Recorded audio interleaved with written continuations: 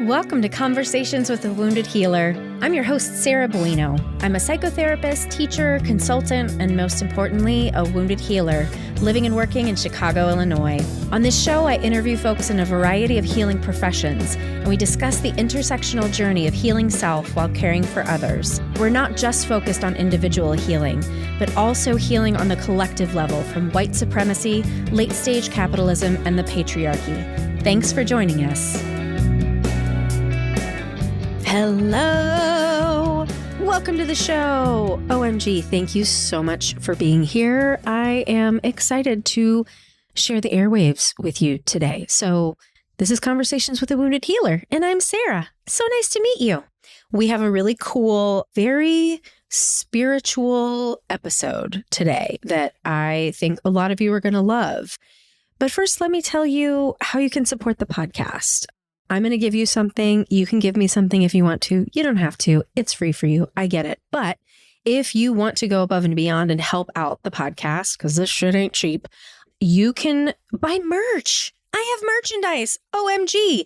You can get t-shirts and sweatshirts and mugs and stickers and pins and everything your little heart desires. I stole this idea from the podcast maintenance phase, which I really, really love. I should reach out to them. I would love to have one or both of those hosts on this show.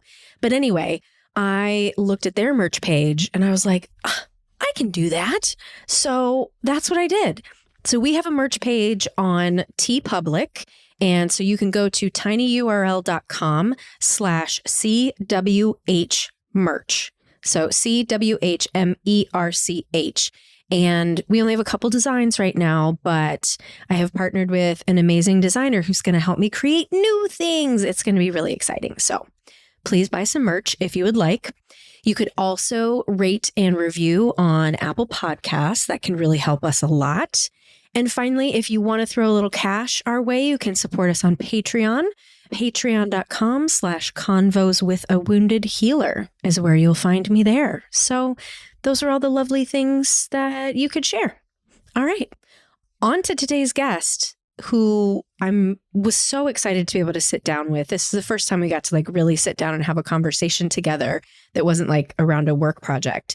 And it was, I hope you can feel it, right?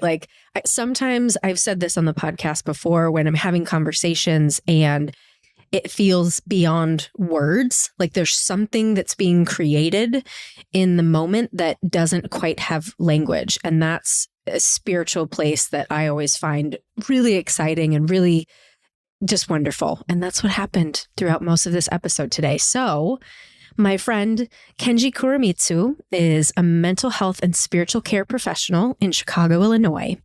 Kenji draws on training in healthcare chaplaincy, group psychotherapy, and anti-racism consulting to provide care in clinical, nonprofit, and movement settings. His creative writing has been nominated for a Pushcart Prize, and he is the author of a Booklet of Uncommon Prayer, collects for the Black Lives Matter movement. So please enjoy this deep, spiritual, soulful, and juicy conversation with Kenji Kuramitsu. Hello, Kenji. Hi. Hi, Sarah. Welcome to Conversations with a Wounded Healer. Thank you. I'm really excited to be here. We've already had technical issues, as was, I guess, expected astrologically. I heard Sarah Suzuki and I were just bitching about that this morning, that it's supposed to be an astrologically challenging week. Yes, it is. So we're right on time. That makes sense. Yeah. Well, do you want to introduce yourself to folks before we get into all the jazz? I'm Kenji Kuramitsu. I use he, him, his pronouns, and I work in community mental health care right now in Chicago for an LGBTQ healthcare organization. I also have a small private practice, and I'm really interested in groups and group therapy and individual treatment and integrating those two modalities. And also have a background in spiritual care, having worked as a healthcare chaplain for about a year and a half, also here in my hometown of Chicago. I like gardening. I live here in the city. Haven't been outside a lot in the past 6 months. We're recording this in mid-March, so maybe that makes sense. But I'm glad to be here. Yeah, and you're a social worker too, right? You're an LCSW? That's right. Awesome. Yeah. So we got connected because my BFF, Sarah Suzuki, is connected to Crossroads. She met you in Crossroads, I think, as participants, right? And then you went on to work with them. Is that how it goes? Oh, that's right. Thank you for bringing in Crossroads. I worked Yeah. for a while for that organization and its local affiliate called Chicago Roar, Chicago Regional Organizing for Anti-Racism. And I worked for them when I was in grad school, just part-time, but doing training and Oh, facilitation around anti-racism, DEI consulting for institutions in Chicago and beyond. And it was in that capacity I was facilitating an affinity group, a racial affinity group that we would do monthly. And I think it was June of 2020 that I met our mutual colleague, Sarah, who was a participant in that group. yeah. And she's my BFF. She's amazing. She's pretty great. Yeah. Yeah, yeah. Well, thank you for joining me today. Sarah was telling me like how amazing she thinks you are, and then you and I finally got to meet at one of Sarah's presentations, and of course I was like, "Yes, Kenji's amazing and wonderful." So, oh yeah, and you helped Sarah and I when we had an interesting situation happen at the end of one of our presentations, and we just kind of wanted to unpack, and you were really supportive and helpful in like helping us just sort through some messiness. I remember consulting with you both. You were generous with sharing about what was going on. And I know as trainers as well, how much that you and Sarah do that work. It's been so meaningful to be able to work with you in that capacity, to originally have met Sarah through that kind of training experience that we had, but then to be able to continue collaborating with you both in different ways. So particularly around these issues that I know we have a lot of shared interest and commitment to. Yeah. So you rock is the moral of the story. It's really, thank you, Sarah, for having me on. I was looking at the I think 200 episodes that you had, and I have a sense that every car ride I will be taking for the next 8 months, I could very well be digging into the archives. And you have some great guests, and I appreciated hearing your work as a host. So thank you for including me in that number. Yeah, thank you. Well, I'd love to really start to dig in by hearing kind of your origin story. What led you into all of this work? Because you got a bunch of different facets of what you do. So, wherever you want to take that question. I'm happy to share a little bit about my background. I grew up in the Chicago area in a suburb here. My first connection with social work would have been through my high school social worker, who was a really meaningful figure to me when I was in high school. And that space created in working with him and seeing the impact of social workers in my community and in our schools was deeply meaningful.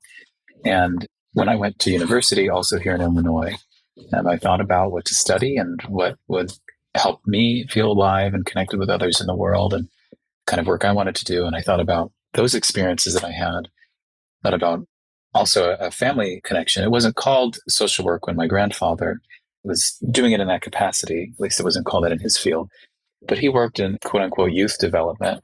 My grandfather, who immigrated to Chicago from Hawaii in 1959 to move in with his brothers-in-law, my grandmother's siblings, who were resettled to Chicago after World War II. He was a YMCA summer camp director for a facility called Camp Channing in Pullman, Michigan. And he spent his career working to help create sort of access for young people, specifically for young people of color, as the YMCA worked to desegregate its facilities and provide opportunities for. Which in the 50s, wow. Yeah, that's right. In the late 50s and throughout the 60s, to give young people, young Black and brown people in Chicago, the opportunity to have access to. When we're in nature, I think it can feel so infinite, so boundless. So you've probably had nights where you've looked up at the stars. I don't know if you camp or anything like this, but maybe even just on a drive home and a place where there's not a lot of light pollution. And I think there's something that was so meaningful about the work that he did, allowing and inviting young people who might not have envisioned a way for themselves to access expansive life in that way, connected to the land outside of the so-called concrete forests of urban Chicago. And his work has also been a guiding star for me. I've really appreciated. We actually had a 50th reunion for his summer campers last June in 2022. And I got to meet all of these folks in their 50s, 60s, 70s who had worked with my grandfather for years when they were growing up and came back to this place all of these decades later. Is he still alive? My grandfather passed in the fall of 2020. So he didn't get to be there. That's right. He had been able to be at some reunions over the years, but he wasn't able to be at this one. And the new owners of that camp were kind enough to hang a photo of him and my grandmother together in that new lodge, which has now become I think it's a brewery, and they rent it out for different events. And it was a very meaningful thing. Sometimes I talk about my grandfather's experience with camp and with summer camp as a summer camp director and working to connect young people to the outdoors. And then the experience that my grandmother's siblings had in camp, in a prison camp in California during World War II. There's these two stories of camp. Yours and Sarah's family. That's right. That's right. That was originally a connection point to Sarah. Yep. And my visit to one of these camps called Manzanar in California when I was in my early 20s was a life-changing moment for me as a young person. And the psychoanalyst Wilfred Bion talked about his experiences in the war many years afterwards. And he said something that he said, I died there when I was in the trenches and I saw my friend pass next to me. And pass is probably a gentle word for what he experienced. But there was something about visiting Manzanar that I felt, oh my gosh, a part of me or died there or came to life there in a different way. So that's a little about some of the stories that I've found very meaningful and cohering in thinking about doing this kind of work in the world. And did you have the dual degree of the M.Div with LCSW? That's right. Is that how you did the chaplain work? Okay. Yeah, that's right. I studied at McCormick Seminary here, a school that I have a deep fondness for. And I studied for a divinity degree alongside social work. And why not stick with that? What led you more to the social work side? My feeling is that the disciplines are different and distinct, right? Clinical, ethical, legal, and professional boundaries of a clergy person, a chaplain, lay or ordained, doing pastoral care or spiritual care, I should say, and a psychotherapist providing clinical services in a different capacity. Each have their own unique contours, I think. And that being said, I see that kind of work as porous in some ways. So while I'm not working full-time as a healthcare chaplain any longer, I really appreciate opportunities I have to work with individuals and institutions in a spiritual care capacity. That includes for local nonprofits and foundations here in Chicago. But it is also very meaningful to be able to work with folks in a different frame, the psychotherapeutic frame, and to experience some separation as well from the role of spiritual care provider. So I too get a lot of life from working with individuals and especially groups around progressive emotional communication, intimacy, and what we do to avoid it or take flight from it, things around sexuality and aggression, and particularly around issues of identity. And that work feels able to be done in a different way, in a longer term psychotherapeutic capacity, rather than the often immediacy or urgency with which many spiritual care encounters take place in healthcare settings. That makes a lot of sense.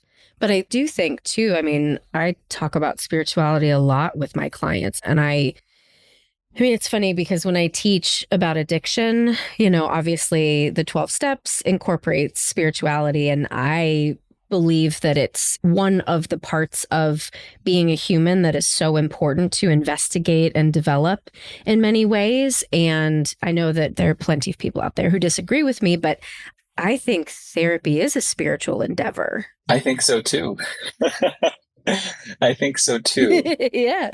You know, psychoanalytic treatment, you may go 5 days a week, which sounds kind of bonkers. But if you think about the psychotherapy process, not dissimilar from a meditation practice or a cultivation of an internal space, which ideally one could practice every day, or even thinking about therapy in line with these other healing traditions, tools, modalities, it makes a lot of sense to me.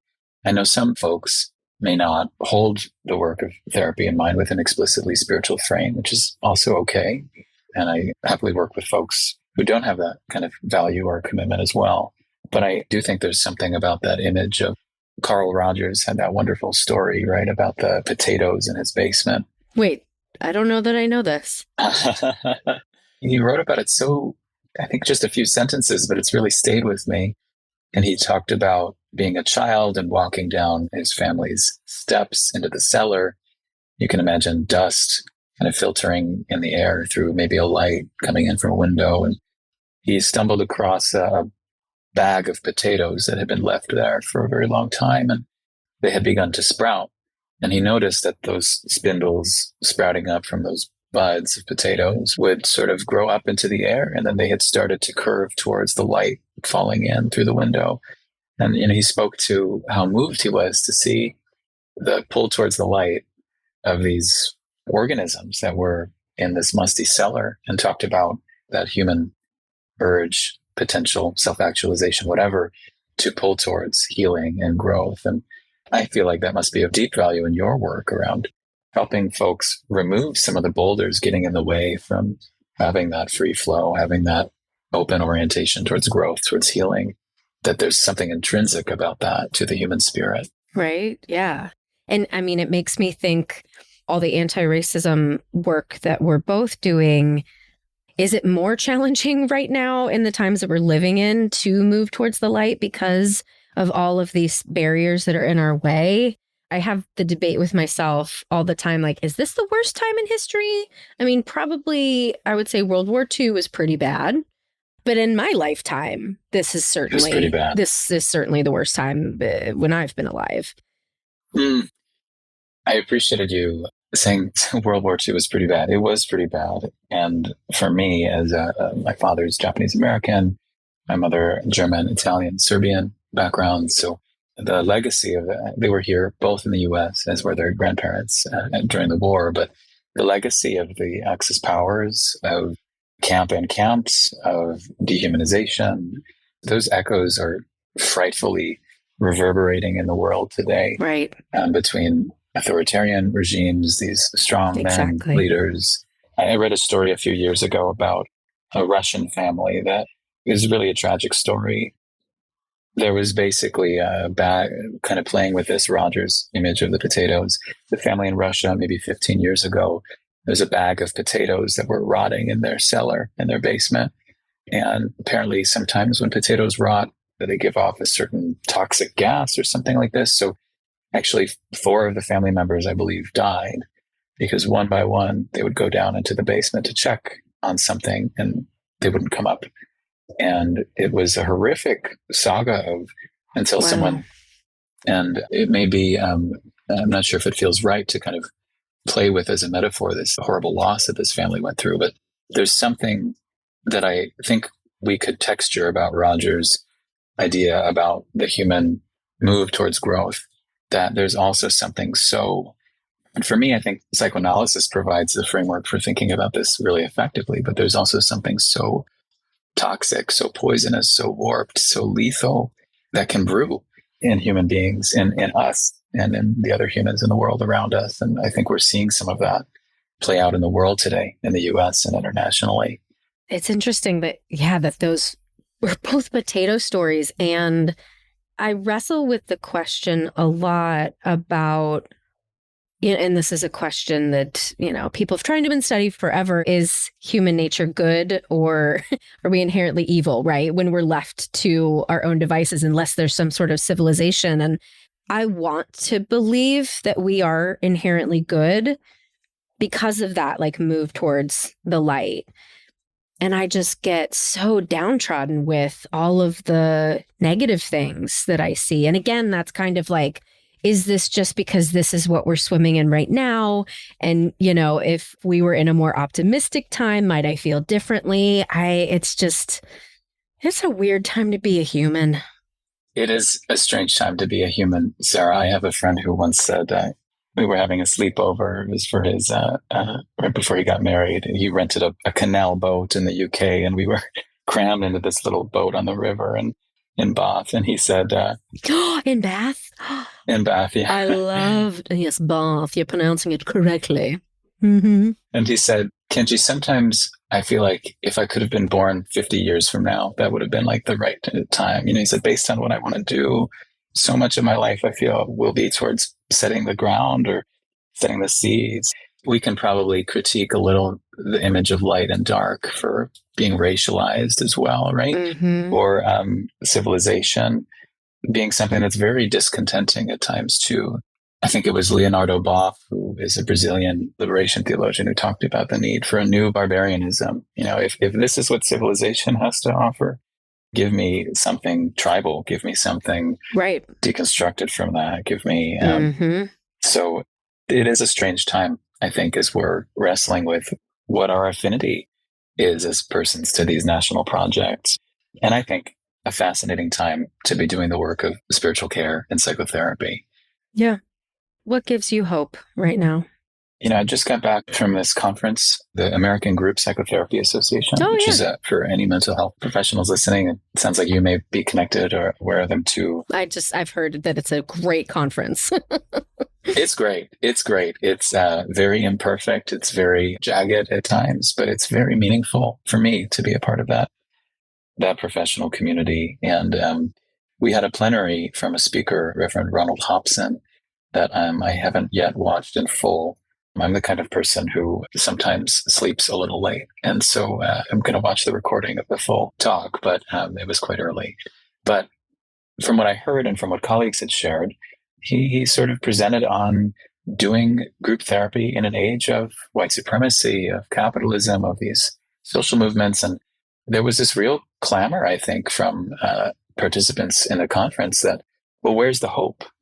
Where can that leave us, or where can we go? And, I think his invitation to us, thinking of a comment that my colleague Justin Heck, a Jungian analyst, made, I think Reverend Hobson's invitation to us was for us to generate and provide that hope and to feel that out and explore it. And for me, if I'm thinking about hope alongside the strains of pessimism that have been really sobering and tempering, especially the writing of like Ta-Nehisi Coates or these other writers who are like, fuck hope. I think if there was a hopefulness for me, it would be around the way that it seems that communities of affinity and shared membership, maybe that we have, are beginning to explore the haunted histories that we've been talking about and to try to make some real repair around them.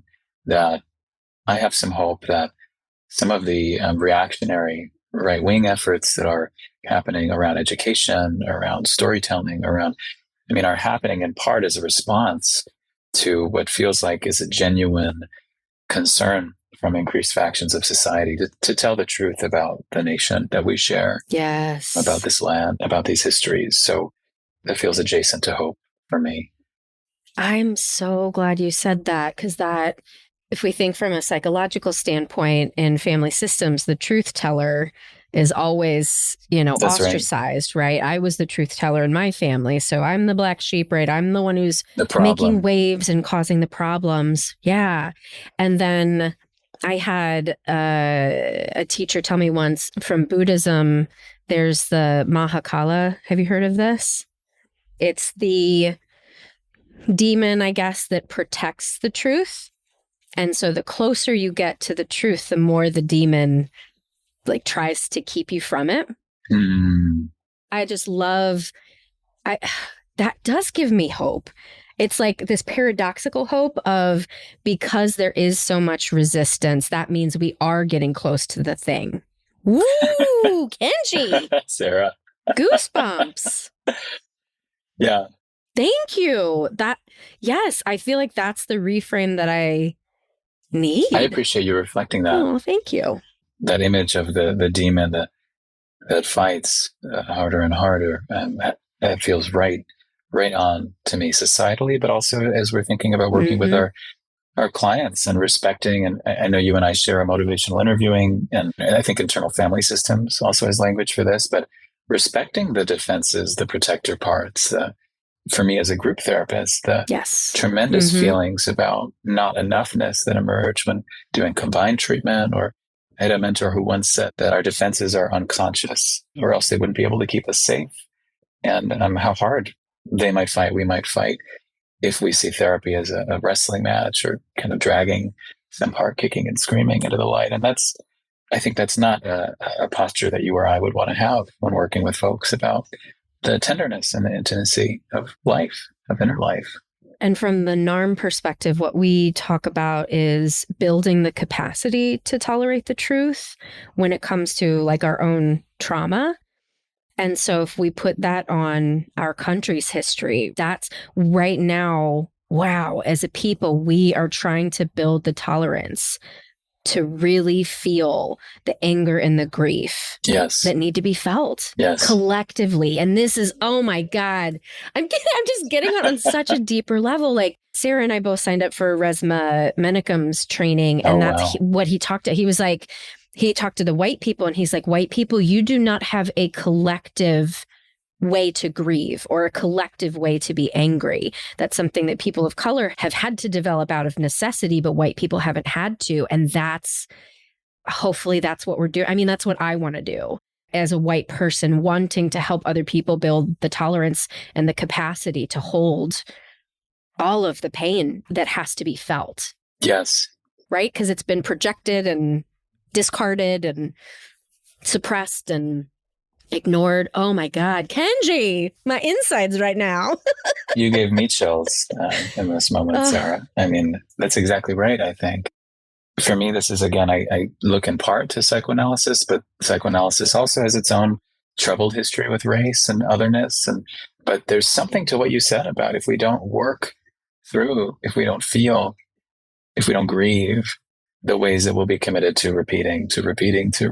And my feeling is that the work you were doing with white therapists, with white people is so important because I think some of this shame, some of the embarrassment, some of the hatred, the self-hatred, but maybe just to stick with shame, I think a whole lot of the shame that we as people of color, of different backgrounds have in the society, I think a lot of that is disowned or discarded or refused shame from our white siblings and white people that is being projected into us, that we internalize. 100. So the more that you and others are creating communities to have these kind of radical conversations, affectively congruent conversations, the less I think it'll fall, consciously or not, on people of color to feel this kind of shame and discarding that we are so good at doing to ourselves sometimes. And to take that even further, so in NARM, we talk about shame as being self-hatred. And I came to this with another friend recently, and I'm trying to see if I can like bring it back in this moment right now. Nice of you to call me a friend. Thank you for that. Oh, yes. When you say another friend. Yes. Thank you. Let's see. Do you ever have moments where there's something so big that you don't have language for it? Like that's what this feels like. And I'm trying to conjure language. So I feel like I'm of German heritage too. And so to like get in contact with the hatred that my ancestors had, to feel the need to destroy other humans, to attempt to annihilate. That's in my lineage just as much as the trauma of the Jewish people and the Asian folks and all the people, right, who suffered. And I would hate myself if I really let myself take that in. So I think, right, that the shame that you just described, white people sort of pushing away, I think that it's trying to not feel the intergenerational trauma of being from evil, right? I can understand why that would feel terrible to feel. And why white people are not going to want to feel it. That's right. Right. That's right. And yeah, there's just a lot. I've had that experience very often, Sarah. What did you say? Feeling that something is so big in words. And I watched you in this moment sort of turn to feelings and kind of find a way to access what you were thinking about. And these, this is the biggest thing there is, I think. Right. And you vibrate on such a spiritual level. I could just only imagine what it must be like to be your client and to like swim in this space that you create. I feel like the wave that we're riding right now is just like taking us to this really juicy spiritual cavern that we're sort of like opening. And it's funny because I think some folks could listen to this and be like, they're not fucking saying anything. And then the folks who are tuned to the vibration are like, holy shit, this is everything. That's funny, Sarah. I appreciate you reflecting that. And I hope it's a good enough in a Winnicottian sense experience to work with me. And if clients are listening to this, I hope you'll let me know when that's not true. But this idea of the cavern is really just a beautiful image. And, I hope I'm not doing too much intellectualizing or being abstract, but Gayatri Spivak, the post-colonial theorist who created and then disowned, as sometimes parents do to their children, the idea of strategic essentialism, in which she said different minority groups should come together coalitionally, strategically, Asians, right? Even though we have a million different kinds of Asians, whatever that means, LGBTQ, whatever kind of coalition groups. She talked about doing that strategically, but not succumbing to thinking we're actually all the same or reinforcing some kind of whiteness of thinking. Mm-hmm. But she also had this great quote, this great paper, may have been a book, Can the Subaltern Speak? And I just think that name is so powerful. What she was exploring is, can the cavern and the space that's created there, and can folks who are silenced and whose voices have never been heard, folks whose voices erupted in the 60s, I think have been erupting over these past few years, who have maybe found different underground spaces, can the above ground even hear them? So it feels very connected to what we're vibrating on in your language.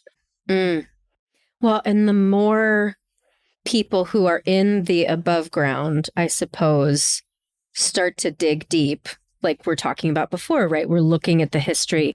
The more above ground quote, that sounds really, it sounds a lot like, I don't know. It's not the greatest metaphor for me to say, it feels like, but whoever it is, it's who has power, right? Let's say it that way, right? Like people in power being willing to look at the history, being willing to reach around, behind, wherever it is, to share and to, again, get honest, right? Tell the truth.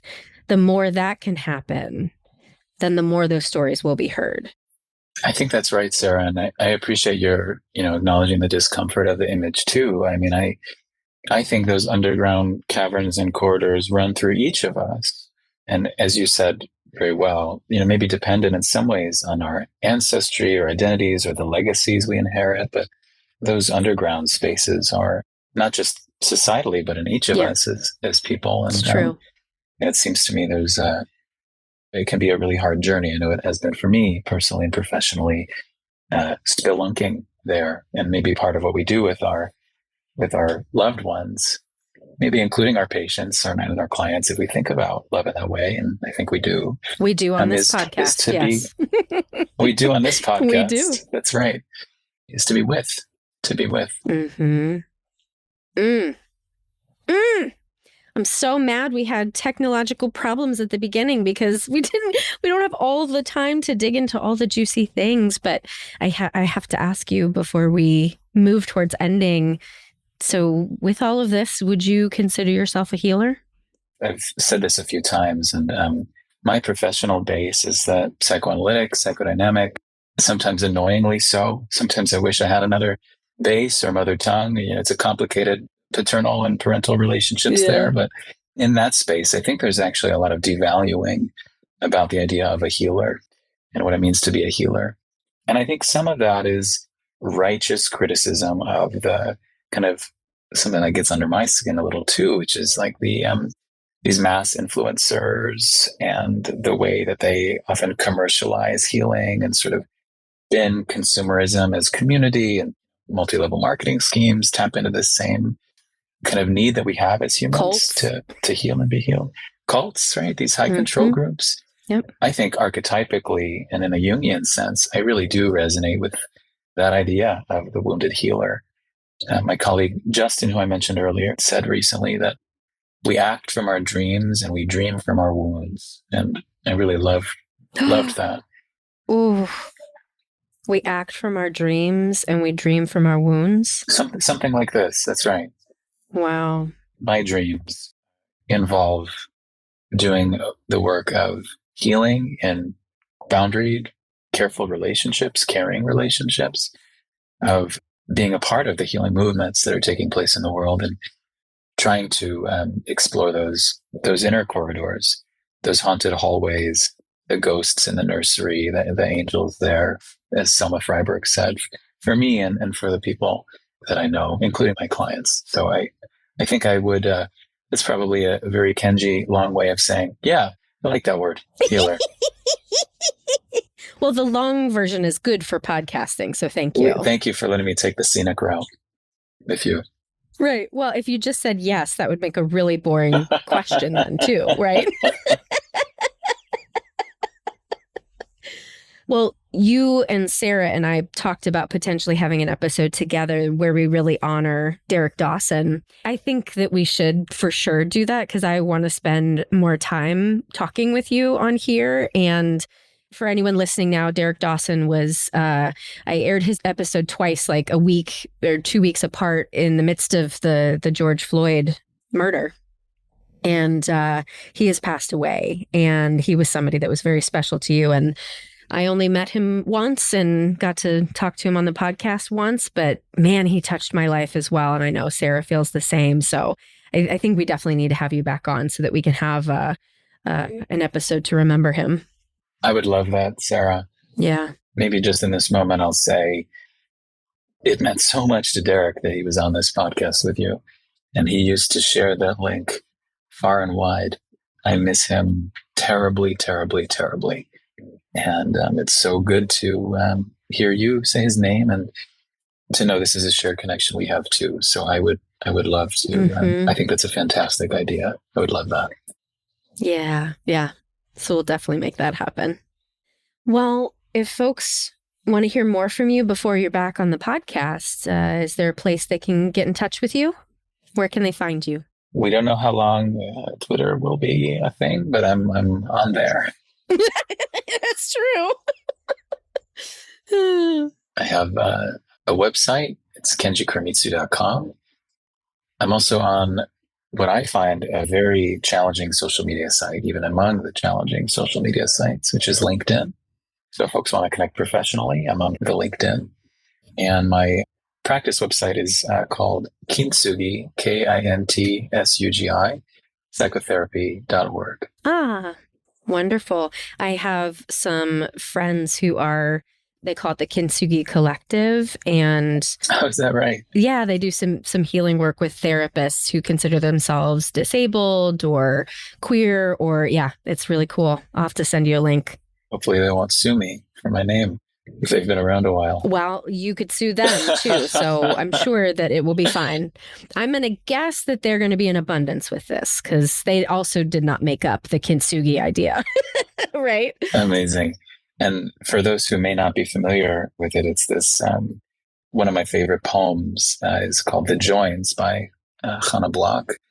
And it's about Kintsugi if you want to read that poem. But it's this Japanese, as you know, Sarah, art of repairing pottery and ceramics with precious gold so that the cracks can kind of illuminate where those breaks are, where those fault lines are, rather than hiding the injury. Yeah, which is what we're doing here on the podcast too. Thank you so much for the time and inviting me to be a part of it. Yeah, thank you. It's really nice to spend time with you. We'll have to get to do more. That'd be great. Thanks to our guest for an amazing conversation today. To find out more about today's guest, you can visit www.headheartbiztherapy.com/podcast. Thanks as always to Andrea Klunder and the Creative Imposter Studios for editing, to Liam O'Donnell for our album art, and to Ben Mueller for our theme music. Until next time, bye-bye.